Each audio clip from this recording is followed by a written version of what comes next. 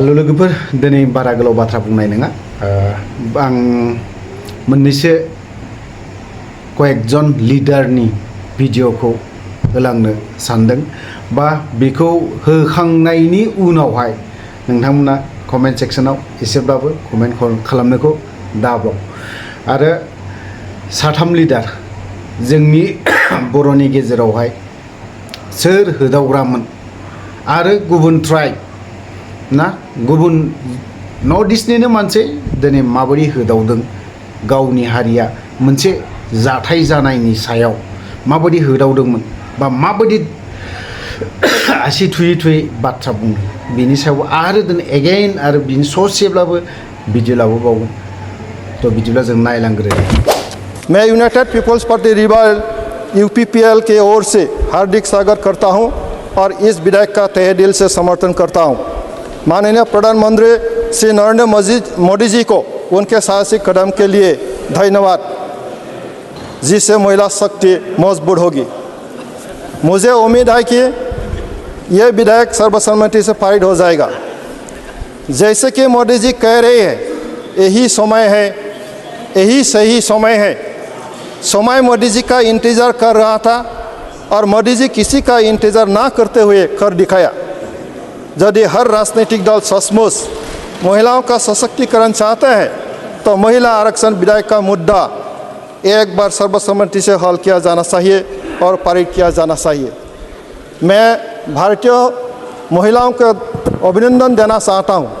आज नया संसद से नया एक अधिकार मिलने जा रहा है माननीय प्रधानमंत्री नरेंद्र मोदी जी का नेतृत्व में। Long live India, long live बडोलेण्ड।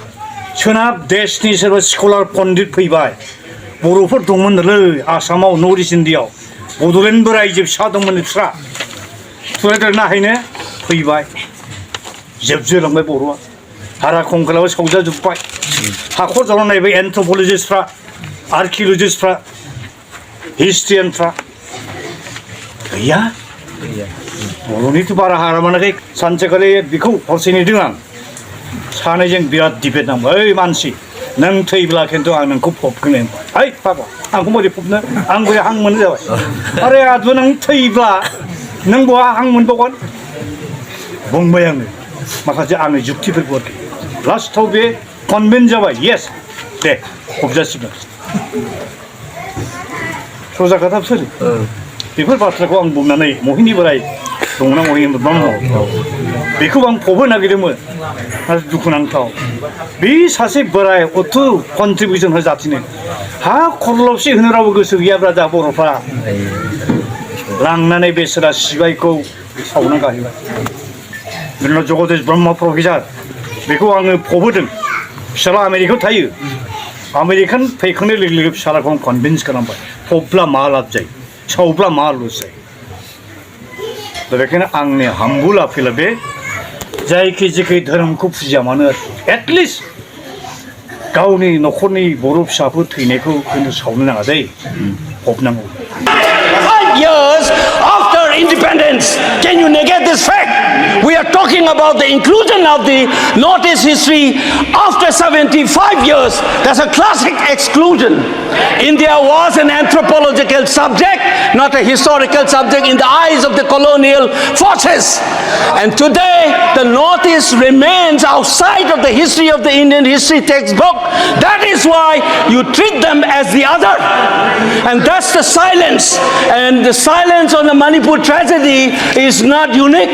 It is a reflection of this general continuity of the colonial. जेब्ला गावनि हारिया खैफोदाव गोग्लैयो बा अलखदाव गोग्लैयो बै सुबुंफोरजों जुदि जोंनि इन्डियाननि ना दैदेनगिरिफ्रा गसंहैयाबा बेफोरबायदि रावा ओंखारो सम सम। जेखियानो जाया मानो जोंनि बर'नि दैदेनगिरिफ्रा बेफोरबायदि बुंग्रा ओंखारबावगोन ना बावला आं बेखौसो सोंथि जायो गावखौनो गाव माब्लाबा। नर्थ इस्टआव गोबां दैदेनगिरिफोर दं, नर्थ इस्टनि दैदेनगिरिफ्रा स्ट्रं कয়েকजना, किन्तु जों बर'नि दैदेनगिरिफोर स्ट्रं नङा। गावनि हारिया जेब्ला अलखदाव गोग्लैगोन माब्लाबाबो गोरा बुंनाय बेफोरबायदिखौ जों दा बर्तमान जों नुनाय नंला आरो मोनगोन ना मोनला जोंहा मोनसे डाउट जानानै फैयो। दङमोन जोंनि गेजेराव बर'फोरनि गेजेरावबो सानै दैदेनगिरिखौ आं नुदोंमोन। बिश्वजित दैमारि सार बिखौबो जों नुदोंमोन, इयार्स सिगां नुदोंमोन। बे समाव होदावदोंमोनबो बुंदोंमोनबो बर' हारिनि अलखदनि खोथा। भुटान खाथि, जोंनि खाथियाव भुटानफोर दङ। दिनै पावार प्रजेक्ट दिल्लीया लाबोयो, जों नर्थ इस्टआव जोंनि बिटिसिआव काउन्सिलाव जों मा मोनो बेफोरबायदि सोदोबखौ नोंथांमोना रिपिट खालामना नायोब्ला मोनगोन। बिश्वजित दैमारि सारनि माखासे बाथ्रा बुंनाय थिगैनो दं। बेफोरबायदि बाथ्रा बुंनो हानाय सोर ओंखारबावगोन आरोबाव? बिनि सिगां दङमोन जोंहा सानसुमा खुंगुर बैसोमुथियारि सार, बेबो दङमोन, नाथाय बेबो गावनि सम सफैबाय, बैसोआबो जाबाय। दा बिसोर सानैनि उनाव सोर ओंखारबावगोन आरो सोर बुंगोन? दिनै नर्थ इस्टआव मणिपुराव गोबां जाथाय जानानै थांदों, गोबां जाथाय जानानै थांदों। मा जादों मा जायाखै गासैबो रायजो राजाफ्रानो नुदों आरो मोनथिदों निउसफोरनि गेजेरजोंब्लाबो। थ' बाथ्राया आं बारा गोलाव बुंनो सानाखै। जायफोर साथाम दैदेनगिरि बिथांमोननि एसेब्लाबो भिजुवेलखौ आङो सफाब्लाबो होबाय। थ' नोंथांमोना बावहाय बिनि सायाव कमेन्ट खालामनो हागोन। सोर मा फोरमायनो गोसो, मा बुंनो गोसो ना कमेन्टनि गेजेरजों खोन्थाहरनो हागोन। थ' लोगोफोरा भिडिअखौ बारा गोलाव खालामनो सानो बावहायनो दोनथ'बाय। जय बर' हारिनि।